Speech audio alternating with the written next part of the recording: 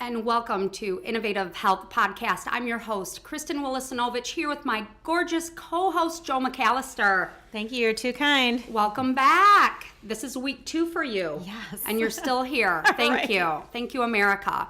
So, Joe, this is your first time meeting our incredibly handsome guest. Oh, boy. As always, super excited to have him in the studio. But it's your first time here in the Innovative Health Podcast studio. Without further ado, it's my honor and privilege to introduce Dr. Bobby McCullough. Thank you very much for having me. Thank you for being here. Usually you're in our Flint studio. What do you think of the digs? This is very cool. Yep, I like the Moscow Mule mugs and the wine, and this is a very hospitable studio. It's on the down low. Yes, thank you, Dr. Bobby, Gotcha. for announcing to America, our billions of viewers, about our Moscow Mule cups. Thank you. It could be just for water. It too, is, right? Yeah, absolutely. It's a cool looking Most cover certainly, cup. yeah. Filtered water, Yes. filtered Flint water, which is coming to Flint schools very soon. We'll talk about that, but really excited to have you. Tell us a little bit what kind of physician you are. So I'm an ear, nose, and throat physician. ENT. ENT, yep. Otolaryngology if you really want to be official. Well, and I have to tell you, though, it's that time of year. The seasons change, though I don't know here in Michigan, it seems like it's still summertime, but we are getting some cold weather. Are you starting to see a lot more patients with allergies? Yeah, so allergies, some people have them year round, and then it sort of peaks in the spring and the fall. So right Yes. now it is one of the peaks, and we see a ton of people come in with nasal congestion issues that sort of peak at this time, and they want to know, are they doing everything they can because they think they are, and they probably are, and they still can't breathe through their nose, and they want to know if there's anything else that can be done. And sometimes their nose is crooked, or they have some polyps in there that can be removed. And other times I just tell them, yeah, you're doing really everything you can. You just have to wait till the frost comes and things will get better. Oh, wow. And we've discussed previously, too, their hearing issues. They think they can't hear that they're losing their hearing. Listen to this, Joe. A lot of times, what do, Dr. Bobby?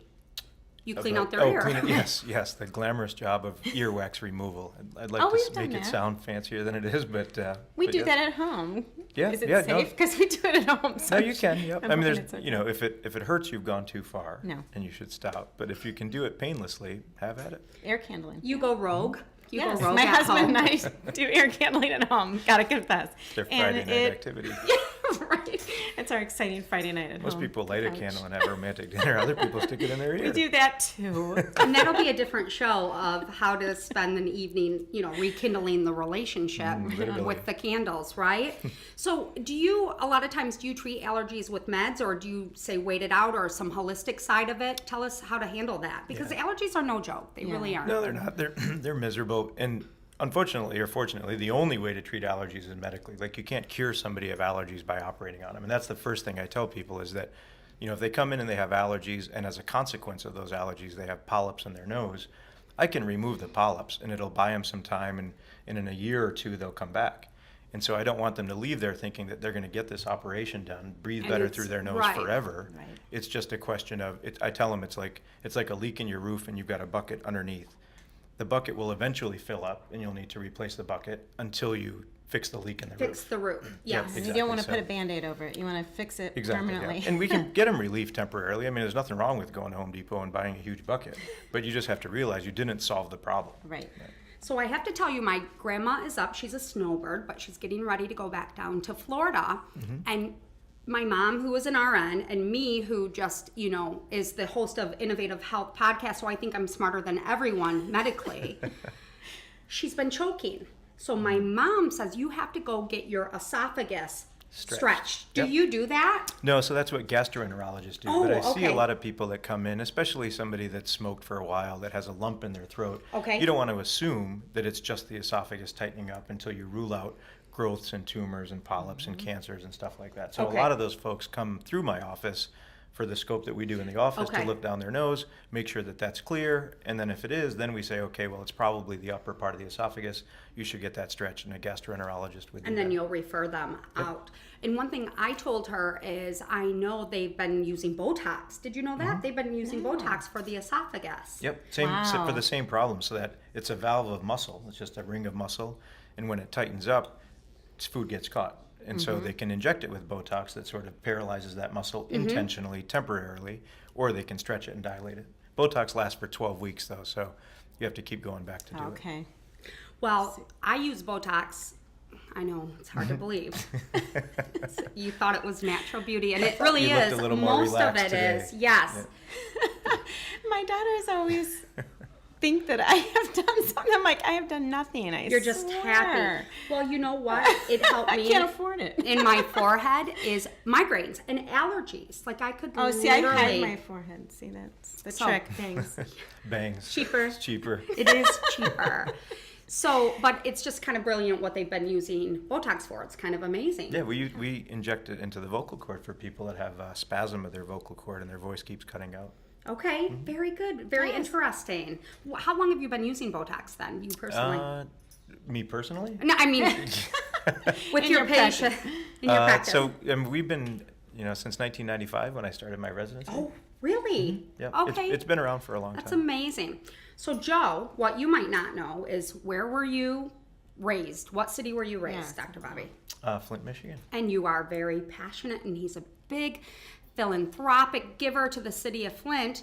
So, I know you had a question for him. Yeah, I know that you recently partnered with Phil Schultz, and you have a speakeasy called The X. Tell us a little bit about that. Yep. So it's I guess it's the latest chapter in our downtown development. So it started about 7-8 years ago, and we opened our first restaurant downtown, the 501 Bar and Grill. Nice. And then since then we've added Cork and the Flint Grape Company, Table and Tap. This is like a big Bobby Mukamla commercial. I know, Sorry. I love it though.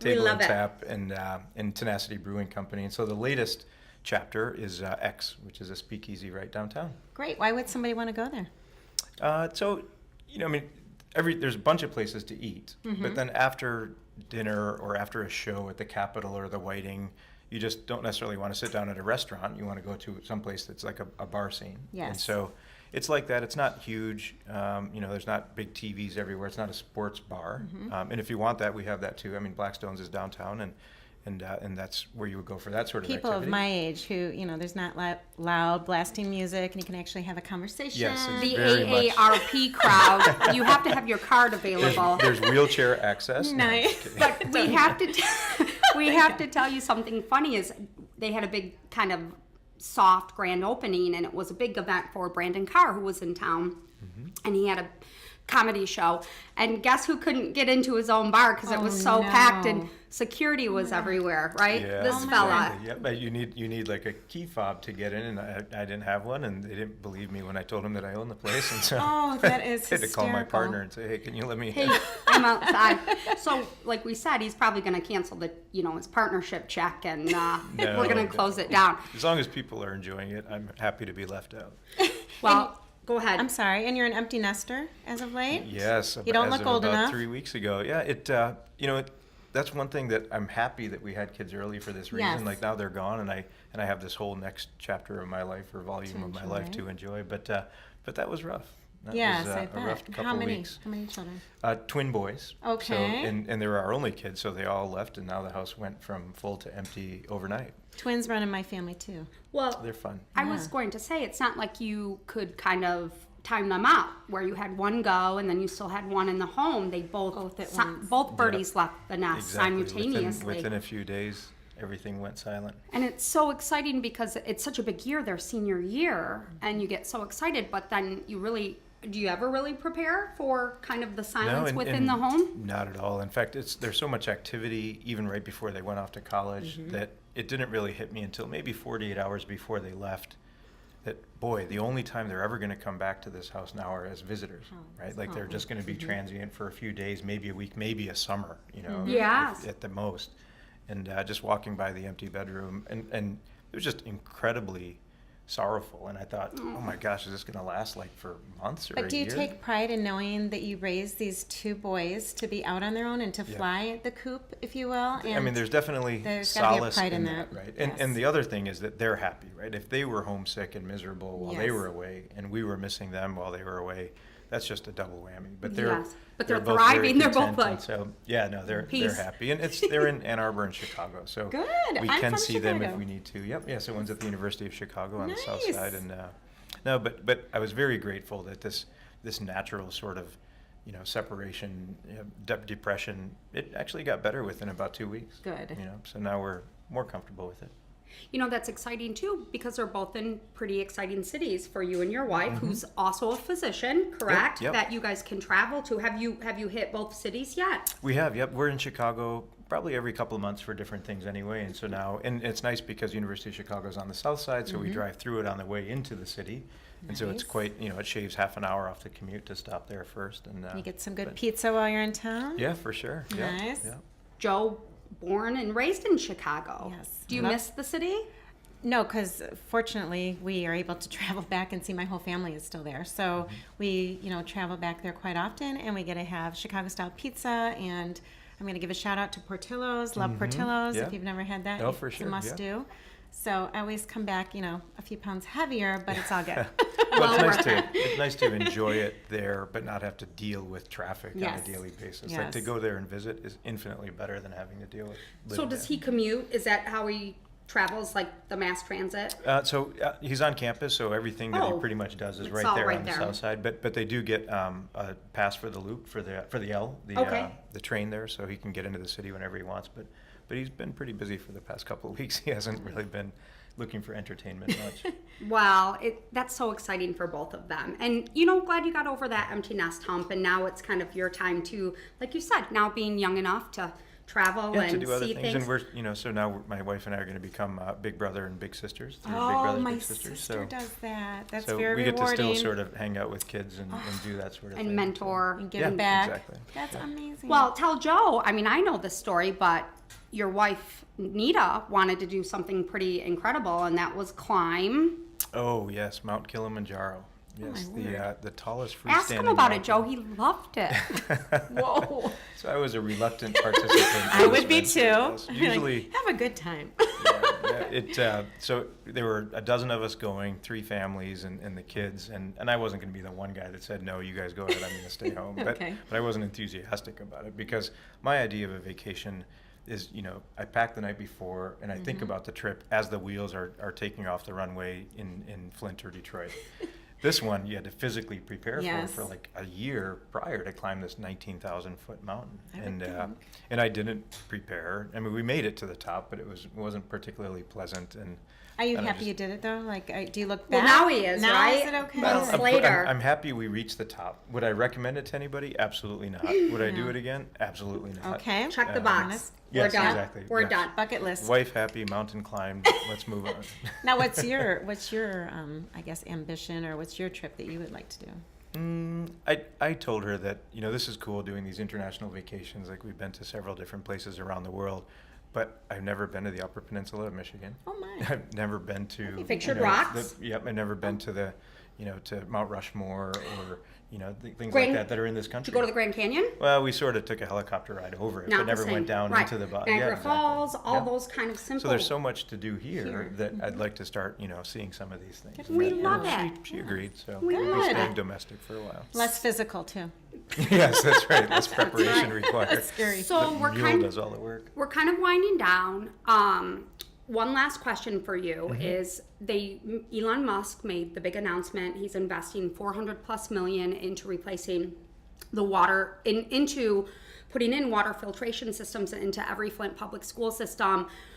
Flint, there's a lot of beautiful things happening. You've been a big part of the Downtown Development Association. You have been a big part of the Community Foundation. You sit on many boards. What do you see? Are you seeing an uptick? Are you seeing this resurgence of the city? What are your thoughts? For sure. I mean, when I look back at when I moved back here 18 years ago to go into practice and what downtown was like then and what the city was like then, and now the trajectory that we're on, specifically in downtown, but that's starting to kind of spread out.